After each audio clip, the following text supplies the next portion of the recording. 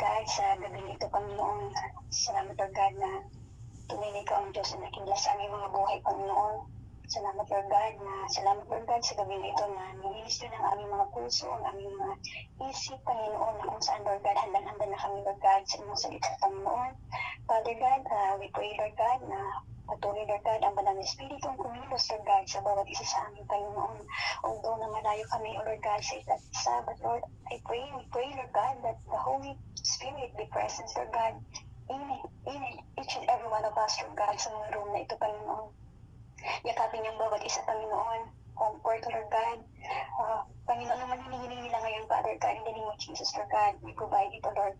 We ask for healing, Panginoon. We ask, Panginoon, na ibibigay nito sa mga kapatid namin na dito ngayon, Father God. Salamat po, pinagkuhi ka namin sa pangalan ni Kristo Jesus, in His mighty name.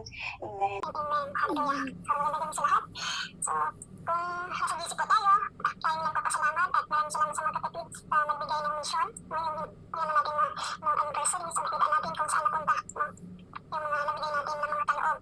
So, tatlong churches na natulungan natin nun.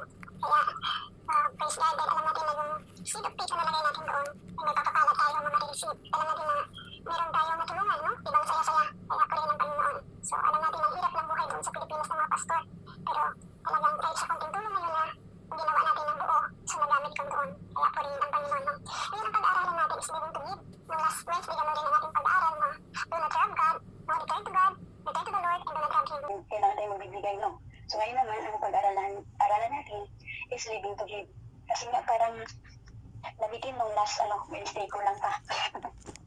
At sabi nga dito sa Chronica 29, 12-14, sa inyo nagmumula ang kayamanan at ang karangalan, at kayo ang naghari sa lahat. Taglay ninyo ang kapangyarihan at kadakilaan, at kayo nagbibigay ng lakas at kapangyarihan sa lahat. Pinapasalamatan namin kayo, O Diyos, at pinupuri ang inyong maluwalhating pangalan. Ngunit sino ako at ang bayang ito? Buong puso kami nagkaloob sapagkat ang lahat ng ito ay galing sa inyo at binabalik lamang namin. So ito po ay sinulat po ito. Ito yung nangyari po ito sa panahon King David. Si King David po ay talagang gusto niya na magagawa ng templo ng Panginoon. So alam natin na si King David ay napakayaman niya. Si King David mismo, nag-offer siya to build a temple sa Panginoon na sabi nga dito sa salita na 115 tons of gold sa private na store niya.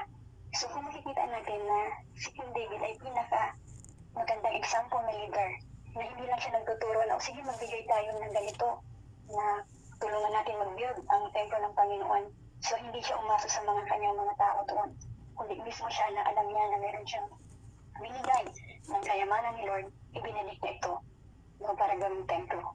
So dahil sa kanyang example, kung mabasa natin dito sa First Chronicle, sa English Chronicle, sa Tagalog is Chronica, 29, verse 6, then all the other people began to give.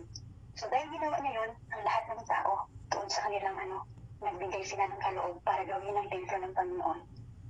Sa verse Chronica 29, 12-14, David clearly indicated na sabi nga dito, ang source ng riches and honor, all things ay belong sa Panginoon. Kaya binabalik niya ito para sa Panginoon, hindi niya ito pagmamayari. So kailangan tayo, we need to recognize na ang Panginoon, siya ang owner of all things. Ang trabaho natin, binigay niya ito, ang kalakasan natin, kung anong bagay na meron tayo ngayon, ito ay nanggaling sa Panginoon. Sa grasya at habag niya, kaya tayo pinagpala. Even ang health natin, it is a blessing from the Lord. So, sabi nga dito sa, when we give to God, kung nagbibigay tayo sa Panginoon, we're only returning to God, which He Himself has given us first. Siya mismo nagbigay sa atin. No? So, tayo lang ay mga stewardess ng manifold gifts of God na binigay sa atin. Kaya sabi dito sa Lucas 6:38, magbibigay kayo at ibibigay ng Diyos, hustong takal, siksik-ligalig at umaapaw pa ang ibibigay sa inyo, sapagkat ang panukat na ginagamit ninyo sa iba ay siya rin gagamitin panukat sa inyo. No? Ito yung sinabi dito. Kaya, sinasabi dito na tayo ay hindi tayo yung mamayari, God is a true owner of all things. No? Kung alam natin ito, na ang mga bagay na meron tayo ay hindi pagmamahali sa atin, siguro nga ay marunong tayong magbigay. Sabi niya dito, how much is given, much is required. No? Kaya, may mga bagay na talagang hindi ito para sa atin. Sabi niya sa Lucas 12:48, ngunit ang aliping hindi nakakaalam ng kalooban ng kanyang Panginoon, magkulang man siya sa kanyang tungkulin, ay paparusahan lamang ng magaan. Ang binigyan ng maraming bagay ay hahanapan ng maraming bagay at pinagkatiwalaan ng lalong maraming bagay o pananagutan ng lalong maraming bagay. So kung anong meron man tayo ngayon, ano bang merong na gift na binigay sa atin ni Lord, no?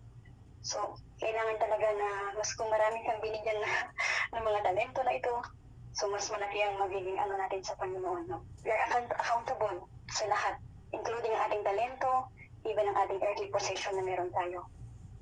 Kaya, we recognize that God is the true owner of our lives and things. So, number 1 po, punto na dapat natin gawin, no? Start a life of giving with what you presently have. Start tayo ng giving kung anong meron ka ngayon sa kamay mo. Dito sa Acts 3:6, sabi nga dito ni Peter said, silver and gold I do not have, but what I have I give. In the name of Jesus of Nazareth, rise up and walk. So ito po, kung wala kang pera, meron kang Kristo sa buhay mo. No? Itong si Peter.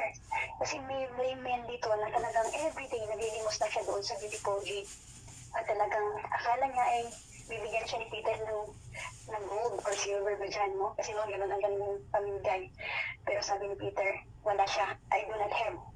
But I have Jesus, no? In the name of Jesus, sabi niya, rise up and walk, no? So, alam natin na gusto mo natin tulungan itong mga kapatid na may sakit, no? So, through prayer natin to dito magagamit natin. May Kristo tayo, pwede natin i-share about salvation of Jesus Christ. No? Start kung anong meron ka ngayon. Hindi naman lahat pera ang kailangan. So sometimes meron din kailangan na binibigay tayo ng Panginoon ng kahit comforting lang sa kapatid.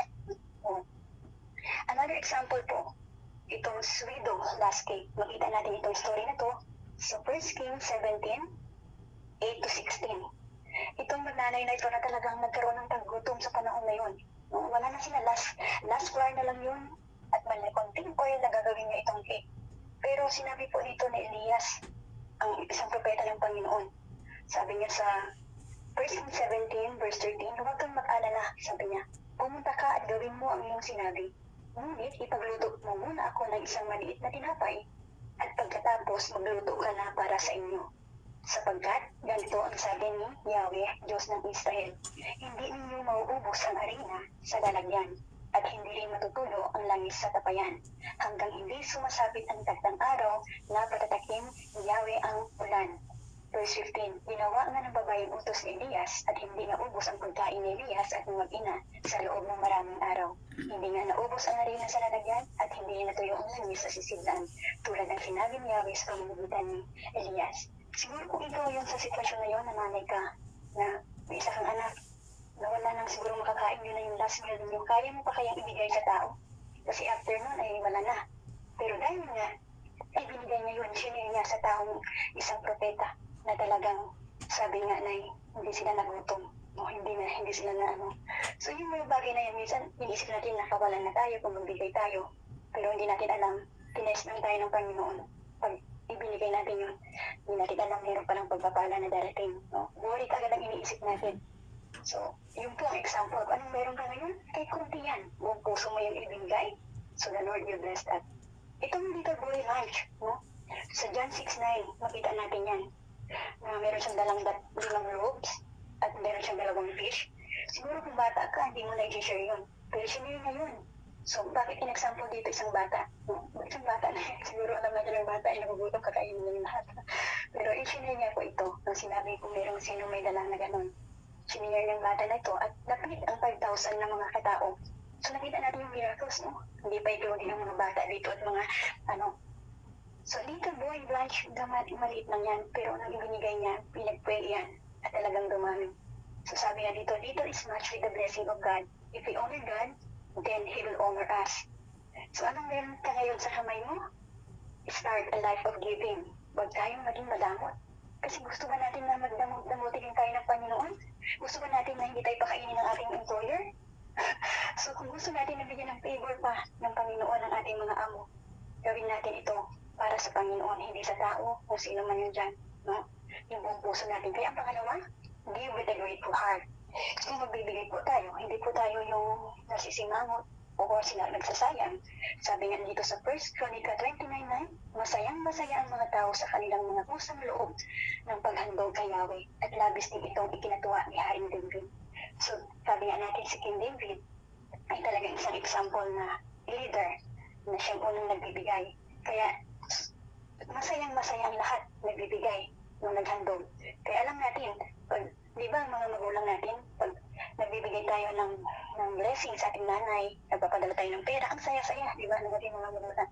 So, ganun din. Hindi natin nakikita ang Panginoon, pero masayang-masaya siya na sa nakikita sa atin kung ganun tayo magkakaloob. Sabi nga dito, buong puso sila nagkaloob. Meron silang gratitude. In-express nila yung deeds nila, no? Na good deeds sa pagbibigay. So, give with a grateful heart. Ito example naman, another woman.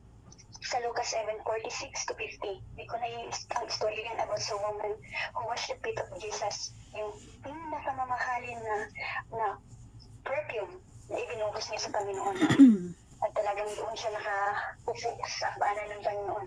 Sabi nga doon sa ito yung si Mary, na kapatid ni Lazarus, na magkakapatid si Mary at yung isa na si Martha. So, yun ang sabi ng Bible na yan, na yung babae na yun. So, sabi nga yung virtues na yun, ang mamahal ng perfume na yun na ibinuhos lang. No? Pero hindi, in-express niya yung pagmamahal niya sa Panginoon by the deeds, hindi sa salita lamang, pero yun sa kanyang gawa. So, kaya hindi ito nakakalignan. Until now, inaalala itong ginawa ng babae na ito.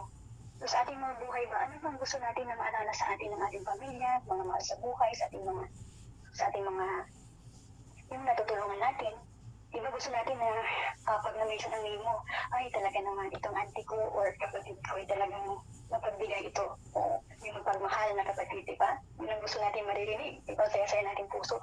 How much more kung ang Panginoon na sa atin magsasabi nito. No? So, kailangan, alam mo mga bagay na yan, kahit magpadala tayo sa pamilya natin, alam ko, na minsan ng mga OFW talaga, stress pagdating sa pagbibigay. Kasi minsan hindi nila inano yung pinaghalaga ang pera na inano natin. Kaya turuan din natin sila na magpasalamat. No? Kung tinatanggap natin ito, marunong tayong magpasalamat sa Panginoon. Pagdating sa kanila, turuan din natin magpasalamat sa Panginoon. Ayan. So, give with a grateful heart. At ang pangatlo, give with the right motive. Dapat talaga mahalaga ang right motive na yan. Kasi sa mga politika, hindi wrong motive talaga, ay nagbibigay sila para ay iboboto sila, di ba? So, sabi nga dito sa 1 Chronicle 29:1-3, ipinahayag ni Haring David sa buong kapulungan ng anak kong si Solomon na pinili ng Diyos upang humalili sa akin ay bata pa at walang sapat na karanasan. Napakalaki ng gawain kaharapin niya, sapagkat ang gawain niya hindi isang palasyo para sa tao, kundi templo para sa Panginoong Yahweh. Hindi lang yan, pati ng sarili kong pinilaki at ginto ay inilaan ko na rin sa gawain ito, sapagkat kasiyahan kong magkaroon ng templo ng aking Diyos. So nakita natin